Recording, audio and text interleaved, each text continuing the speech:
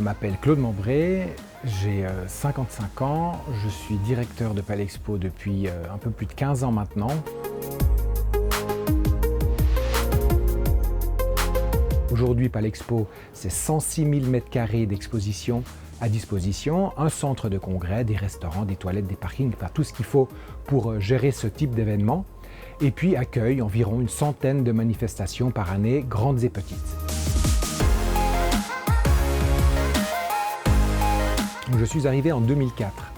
C'était à l'époque le départ de Télécom, si vous vous en souvenez. Alors à cette époque, il a fallu bien évidemment repenser l'exploitation, repenser l'institution et puis proposer au conseil d'administration une stratégie novatrice qui permette à Palexpo de continuer à se développer et jouer son rôle de promoteur économique endogène pour la région.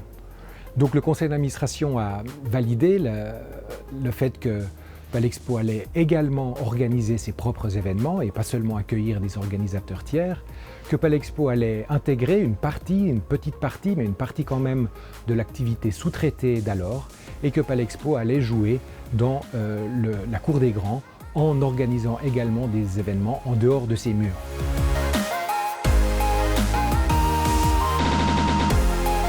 Il y a quantité d'événements qui sont organisés à Palexpo. En gros, il y a trois familles. Le cœur de cible ce sont clairement les salons, les foires, les expositions traditionnelles que l'on connaît, comme le salon de l'auto, le salon du livre ou les automnales, mais également des salons professionnels comme Vitafood, IBES ou SIHH.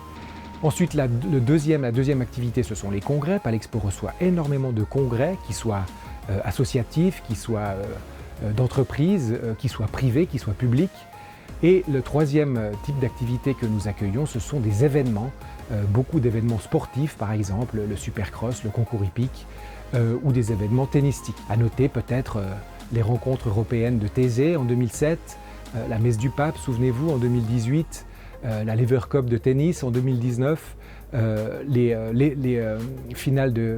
demi-finales de Coupe Davis de tennis durant ces dernières années, mais également de gros événements moins connus comme Sibos par exemple, qui est le salon mondial des institutions bancaires, ou des gros congrès médicaux comme par exemple IACI, c'était en 2015.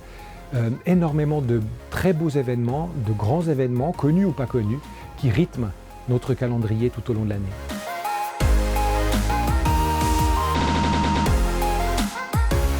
Palexpo, depuis de nombreuses années, est très actif dans le domaine environnemental, dans le développement durable en général, en privilégiant l'économie locale, régionale, en ayant des conditions de travail facilitées pour nos collaboratrices et collaborateurs, mais également nos partenaires, mais également les exposants, ceux qui travaillent pour monter, démonter les stands. Il y a énormément de choses qui ont été faites avec les services de l'État pour améliorer ces conditions de travail. Mais en termes environnementaux, Palexpo est très actif depuis une vingtaine d'années. Par exemple, en utilisant uniquement du courant renouvelable, Palexpo ne propose que de l'énergie 100% renouvelable pour ces événements. En triant les déchets, un peu moins de 80% des déchets sont triés à la source pour tous les événements que nous accueillons ou que nous organisons.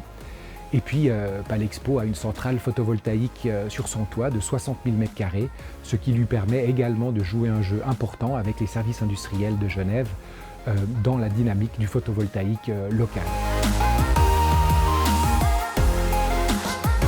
Et bien encore une fois que l'on réouvre cette maison, que nos collaboratrices et collaborateurs reviennent y travailler avec toute la foi et toute l'énergie qu'ils ont et qu'ils déploient tout au long de l'année pour accueillir des visiteurs et puis jouer notre rôle de promoteur économique endogène comme celui-ci est déterminé dans la loi qui régit la création de Palexpo.